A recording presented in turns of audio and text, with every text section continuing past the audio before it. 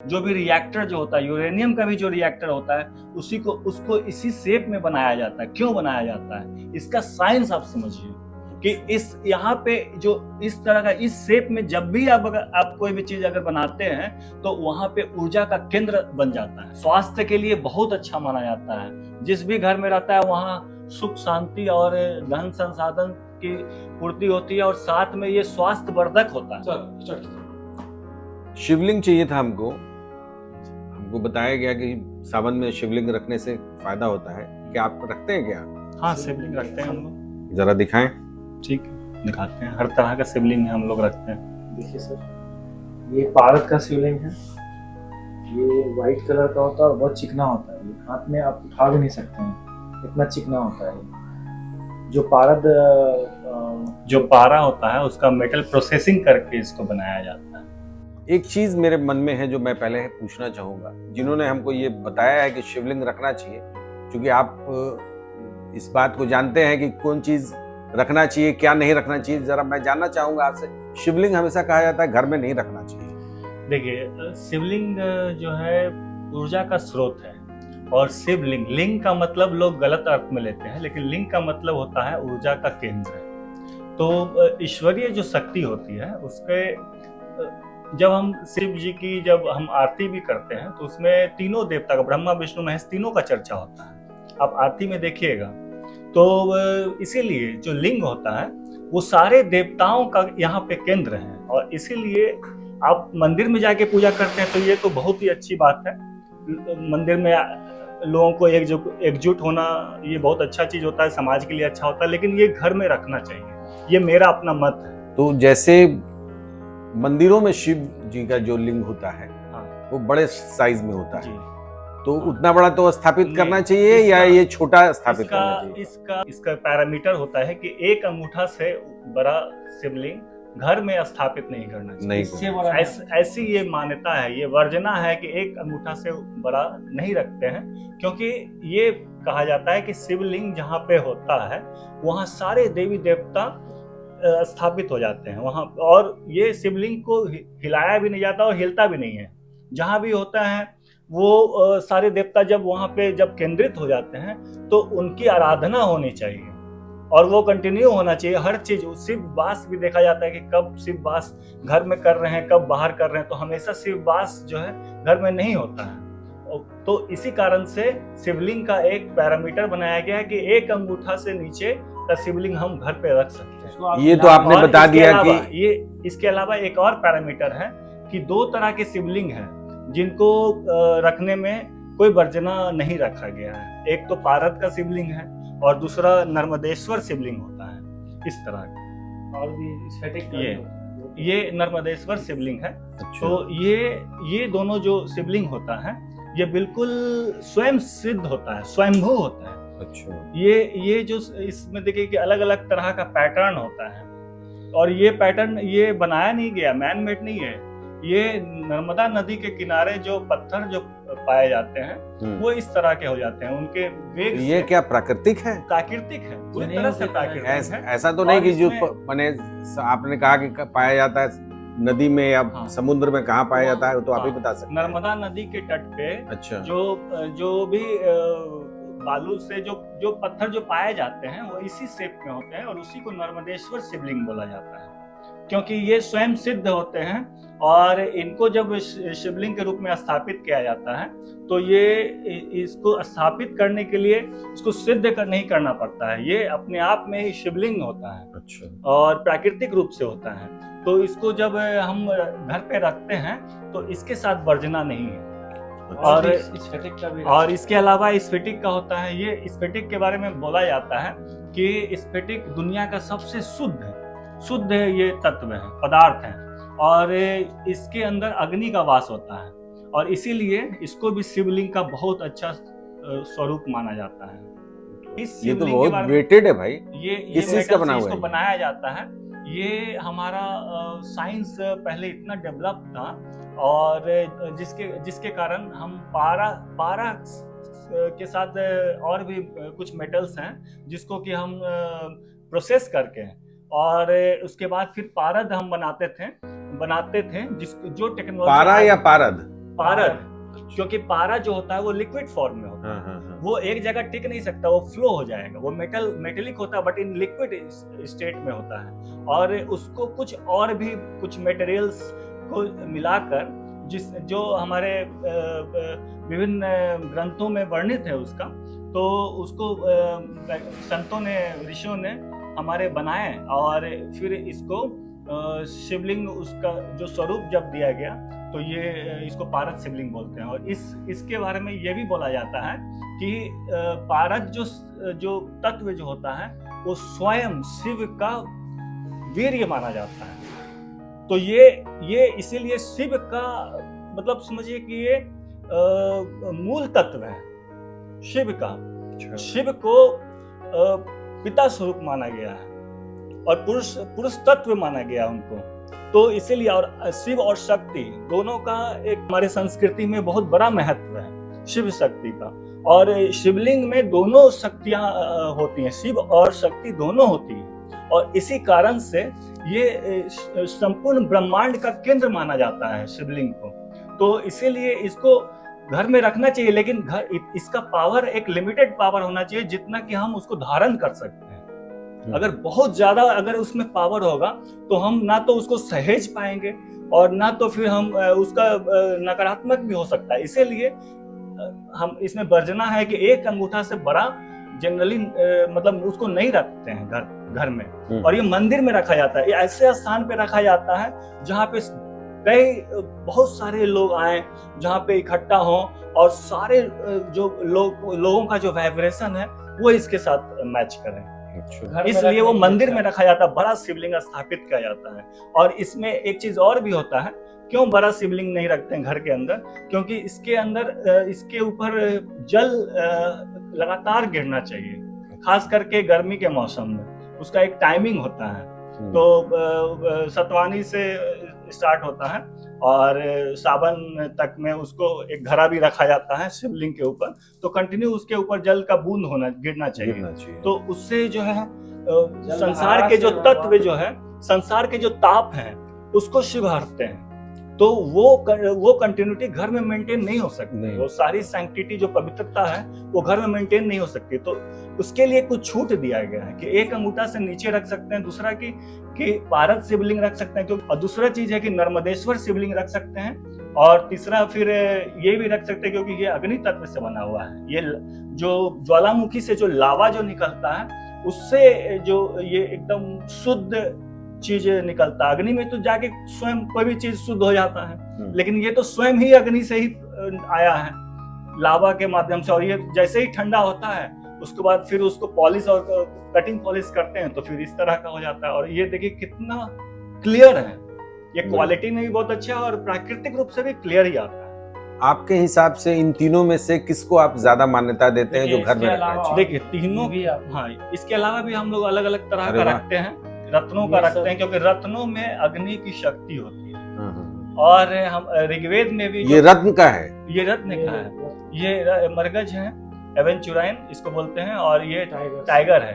तो टाइगर का ये बना हुआ है। टाइगर का क्या, किस चीज का? टाइगर आई, हाँ, स्टोन है, रत्न है, उपरत्न इसको बोलते हैं। तो ये बृहस्पति ग्रह से संबंधित है, और ये माना जाता है कि सोम और बृहस्पति का, यानी सोम और यानी चंद्रमा और बृहस्पति का बहुत ही अच्छा युति होता है। दोनों के बीच में कॉम्बिनेशन बहुत अच्छा होता है, उसको गज केसरी योग भी बोलते हैं। तो ये चूंकि बृहस्पति का प्रतीक है टाइगर, और सोम देवता हो गए, शिव हो गए, तो इसीलिए इस सोमवारी में खास करके इसका बहुत ज्यादा महत्व है। जिसका खास करके गज केसरी योग अगर घर में बन रहा हो या किसी व्यक्ति का बन रहा हो तो उसको ये रखने से बहुत ज्यादा लाभ मिलेगा। गज केसरी योग तो धोनी का सुनते थे हम लोग, नहीं, बहुत लोगों का धोनी का गज केसरी कुंडली में बहुत लोगों का रहता है। जिसका भी केंद्र बृहस्पति और चंद्रमा में केंद्र संबंध होता है तो उसका गज केसरी योग बन जाता है। और खास करके अगर केंद्र में ही अगर बनता हो और स्वग्रही हो तो ये फिर, या उच्च का अगर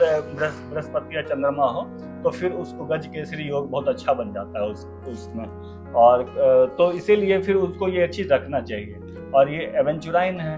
तो हमको एक बात बताया जाए, हाँ, इतने शिवलिंग आपने दिखाए जी, प्रायोरिटी के हिसाब से, जिसको अगर मान ले कि हम तो भाई लेने वाले हैं, हाँ, पहले तो दाम जानना चाहेंगे सबका, है ना, जिससे कि हम पहले डिसाइड कर पाए कौन सा हम ले सकते हैं। जी ये वाला जो है ये 30 रुपए ग्राम का है ना, ये भी 30 रुपए ग्राम का है। ये वाला जो है वो 20 रुपए ग्राम का है। ये वाला भी 30 रुपए ग्राम का है। ये वाला 50 रुपए ग्राम का है। सबका अलग अलग रेट है। जैसे ये वाला है वो 25 रुपए ग्राम का है, ये वाला 30 रुपए ग्राम का है। जनरली एक जैसे ये है कितना वेट होगा इसका? समझिए इसका वेट एक पीस ऐसे आप समझिए कि 700 से लेके और 3-4 हजार तक का है। अच्छा, ये वाला 4,000 के आसपास। अब ये बताइए कि हम मान लीजिए हम तो ग्राहक हैं आपके, हमें कोई आइडिया नहीं है, सिर्फ बताया गया शिवलिंग स्थापित करना है। जी आप किसको प्रेफर करेंगे जो हम घर में शुरुआत करें रखने का? जी, बहुत अच्छा प्रश्न है आपका। तो इसके लिए मैंने पहले ही बताया था कि आप इन दोनों का बहुत ज़्यादा महत्व है, क्योंकि ये जो शिवलिंग नर्मदा के बारे में बोला जाता है कि नर्मदा नदी के तट पे जो भी पत्थर होता है वो स्वयं में शिवलिंग ही होता है, और शिवलिंग का मतलब ही होता है शिव, स्वयं शिव। शिवलिंग और शिव में अंतर नहीं है, और जहाँ शिवलिंग स्थापित हो जाता है वह सारे ब्रह्मांड का केंद्र स्थापित हो जाता है, वो केंद्र स्थान होता है, सारे ऊर्जा का स्रोत होता है। इसको आप इस तरह से भी समझ सकते हैं कि आज के डेट में भी जो भी रिएक्टर जो होता है, यूरेनियम का भी जो रिएक्टर होता है, उसको इसी शेप में बनाया जाता है। क्यों बनाया जाता है? इसका साइंस आप समझिए कि इस यहाँ पे जो इस तरह का इस शेप में जब भी आप कोई भी चीज अगर बनाते हैं तो वहां पे ऊर्जा का केंद्र बन जाता है। वैज्ञानिक कारण भी है और सात्विक कारण भी। वैज्ञानिक है, ये वैज्ञानिक है। हमारा जो सनातन जो पद्धति है वो पूरी तरह से जीवन शैली को दर्शाता है, और हमारे जो प्राचीन ऋषि मुनि जो संत रहे हैं वो वैज्ञानिक थे। उन्होंने विशेष ज्ञान अर्जित किया था ईश्वर की कृपा से, और ईश्वर ध्यान से उन्होंने किया था। ध्यान और शांति और सन्मार्ग के माध्यम से उन्होंने सत ज्ञान की प्राप्ति की थी। तो इसीलिए इसको स्थापित करने के लिए इसका स्टैंड भी लगेगा। आप ऐसे भी स्थापना कर सकते हैं। इस पर कैसे इसको ऐसे मान लीजिए इसके लिए तो स्टैंड लगेगा, स्टैंड लगेगा। और इसके अलावा मैं इसको भी दोनों को मैं प्रमुखता देना चाहता हूँ। शिवलिंग में शिव और शक्ति दोनों होते हैं, तो ये आप समझिए कि क्यों इसके पीछे साइंस भी है।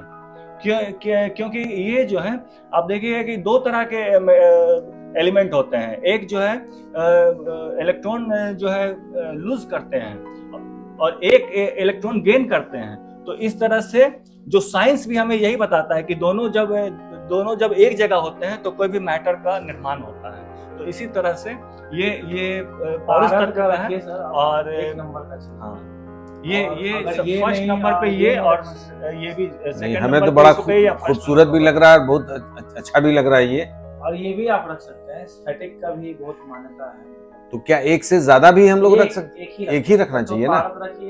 हाँ, एक ही रखना है। या फिर नामदेश्वर। दाम के हिसाब से तो ये ज्यादा पड़ेगा, लेकिन ये ज्यादा बढ़िया लग रहा है। लेकिन ये बहुत अच्छा और कभी खराब नहीं होता है। अच्छा, इसका ये सब जितना भी ये दिखा पॉलिश करती है, ऐसे खाली कपड़ा पॉलिश वगैरह सब अच्छा पोछना, ये कभी भी खराब नहीं होता है। अच्छा, जो है मैंने प्राकृतिक है, ये रंग नहीं करता है ना, ये पूरी तरह शुद्ध होता है, पेंटेड नहीं है, कोई भी कोटेड नहीं। ये पूरी तरह से शुद्ध होता है, ये किसी चीज से रिएक्ट नहीं करेगा। तो इसलिए जैसा है वैसा ही रहेगा। छूने में कितना चिकना है, लेकिन ये हाथ में लग नहीं रहा है। सोचिए, ये ऑलरेडी एक मैटर है, और इसको उठा पारद है, पारा नहीं है। बहुत मुश्किल होता है, जब आप पारा फिसल जाएगा। अच्छा, एक चीज और भी मैं बताना चाहूंगा कि जब आप पारा को छूते हैं तो उसको बहुत पॉइजनस माना जाता है, डेंजरस माना जाता है। लेकिन ये पारद है, ये पारा नहीं है। ये बहुत ही स्वास्थ्यवर्धक चीज है, स्वास्थ्य के लिए बहुत अच्छा माना जाता है। जिस भी घर में रहता है वहाँ सुख शांति और धन संसाधन की पूर्ति होती है, और साथ में ये स्वास्थ्यवर्धक होता है। सावन में रखिए, और सावन का महत्व तो बहुत ज्यादा है। चलिए, आपने बहुत विस्तृत जानकारी दी हमको। इतना तो मैंने सोचा भी नहीं था कि इतने प्रकार का शिवलिंग हो सकता है। और हम लोग के यहाँ सारा स्टोन है ना, सारा तो हम चाहेंगे कि ये जो पारद वाला आपने बताया है, इसी को हम पहले शुरुआत करते हैं, है ना। एक चीज पूछना हम भूल गए आपसे जी, कि इसकी प्राण प्रतिष्ठा या क्या सिर्फ सावन में करते हैं या और महीनों में, अन्य महीनों में भी कर सकते हैं? देखिए, या एक चीज साथ में और बताएंगे आप, इसको स्थापित करने के लिए क्या मंदिरों की तरह प्राण प्रतिष्ठा का, पूजा वगैरह का आयोजन किया जाएगा, है ना? हाँ, तो जरा सा आप डिटेल में हमको जी, बताइए। आपने बहुत अच्छा प्रश्न किया और मैंने इसका एक सांकेतिक जवाब पहले ही दे दिया था कि ये स्वयं सिद्ध होते हैं। नर्मदेश्वर शिवलिंग और पारद शिवलिंग ये स्वयं स्वयंभू हैं। जिस तरह से 12 जो शिवलिंग हैं भारत में वो स्वयंभू हैं, वो कब प्रकट हुए उसके बारे में कोई नहीं बता सकता, वो लाखों करोड़ों साल पहले आए हैं।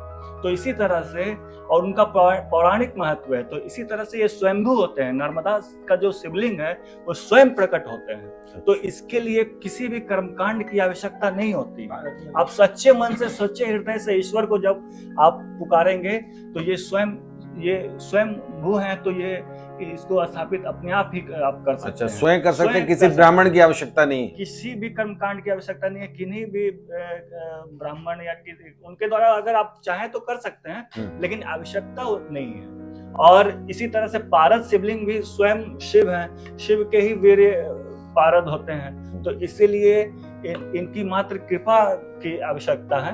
आप सच्चे भाव से इनको स्थापित करें और जो इनकी जो पूजा की विधि होती है उसके अनुसार आप करें, और गणेश जी का ध्यान करें, गौरी गणपति का ध्यान करें, और यहाँ पे एक नंदी का को भी स्थापित करें और तिलक लगा के पुष्प चढ़ा के अक्षत वगैरह। इसके साथ ही आप लोग नंदी भी देंगे क्या? हाँ, नंदी भी आपको देंगे, जरा दिखाएं। तो ये करें और धूप दीप करके आरती वगैरह करके आप कर सकते हैं। अच्छा, क्योंकि स्वयं सिद्ध है इसलिए इसकी आवश्यकता नहीं है। ये अच्छा, नर्मदेश्वर और ये दोनों गया। नर्मदेश्वर और पारद शिवलिंग, और ये चूंकि ज्वालामुखी से आता है, धरती माता के गर्भ से निकलते हैं, और दुनिया का सबसे शुद्ध, बोला भी गया इंग्लिश में भी बोला जाता है एज प्योर एज क्रिस्टल।